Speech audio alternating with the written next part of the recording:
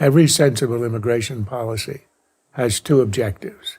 One, to regain control of our borders so that we decide who enters, and two, to find a humane way to deal with the 11 million illegal immigrants who now live among us. Start with the second. For both practical and moral reasons, America cannot and will not and should not expel 11 million people. That leaves us with two choices. Ignore them or figure out a way to legalize them. Ignoring them hasn't worked. But there's also a huge problem with legalization. It creates an irresistible incentive for new illegal immigrants to come. We say, of course, that this will be the very last, very final, never again, we're not kidding this time, amnesty. And everyone knows it's phony. That's what was said in 1986 when we passed the Simpson-Mazzoli immigration reform. It turned out to be the largest legalization program in American history. Nearly 3 million people got permanent residency.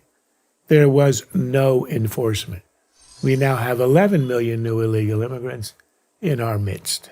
The irony of this whole debate, which bitterly splits the country, is that there is a silver bullet that would not just solve the problem, but also create a national consensus behind it. A vast number of Americans who oppose legalization and fear new waves of immigration would change their minds if we could radically reduce new, i.e. future, illegal immigration. And we can. First, build a barrier. Call it a wall, call it a fence, call it what you will.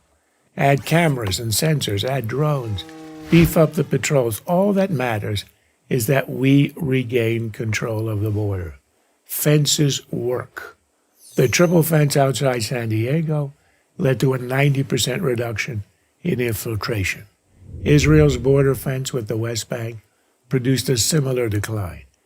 Even holier-than-thou Europeans have conceded the point. Hungary, Macedonia, Bulgaria, Austria, Greece, Spain, why even Norway have all started building border fences to stem the tide of Middle Eastern refugees. Then enforce two other measures: a national e-verify system that makes it just about impossible to work if you're here illegally, and a functioning visa tracking system, since 40% of illegal immigrants are visa overstays. The wall fence will, of course, be ugly. So are the concrete barriers to keep truck bombs from driving into the White House. Sometimes function has to supersede form. And don't tell me that this is our Berlin Wall. When you build a wall to keep people in, that's a prison. When you build a wall to keep people out, that's an expression of sovereignty. Of course, no barrier will be foolproof, but it doesn't have to be. It simply has to reduce the river to a manageable trickle. Once we do, everything becomes possible, including dealing with our 11 million illegal immigrants. So let's fix that. Track the visas, do we verify, build the damn barrier. It's ridiculous to say that it can't be done. And who would certify that the border is back in our control?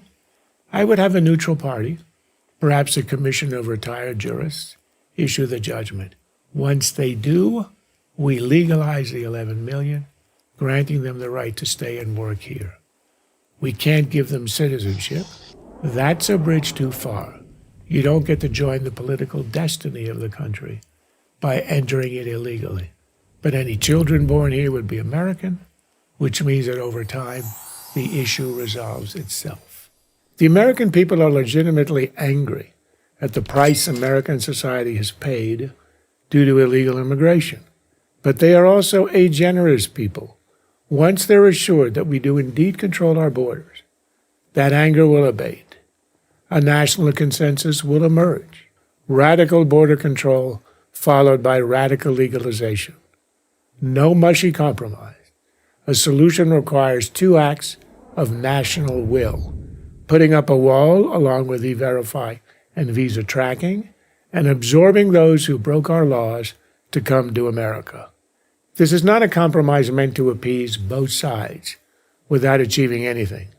It's not some piece of hybrid legislation that arbitrarily divides illegals into those with 5-year-old roots in America and those without, or some such mischief-making nonsense. If we do it right, not only will we solve the problem, we will get it done as one nation.